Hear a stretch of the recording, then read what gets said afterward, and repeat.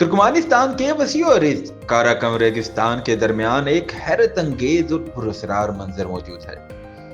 एक दहकता हुआ गड्ढा जिसे दुनिया दरवाजा जहन्नुम या दरवाजा गैस क्रेटर के नाम से जानती है।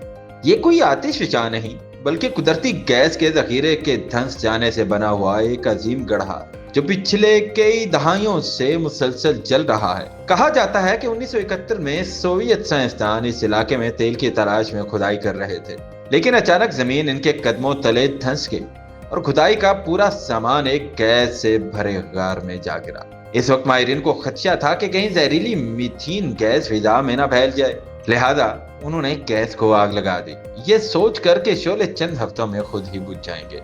मगर हैरत अंगेज तौर पर वो आग आज भी जल रही है। 50 बरस से जायद गुजरने के बावजूद ये गड्ढा रात के अंधेरों में भी आसमान को रोशनी से भर देता है। आज ये मकाम एक सियाहती मंजर बन चुका है जहां दुनिया भर से लोग आते हैं ताकि करीब से इस दहकते हुए मंजर को देख सकें। एक ऐसा नजारा जो बैक व खौफनाक भी है और दिलकश भी।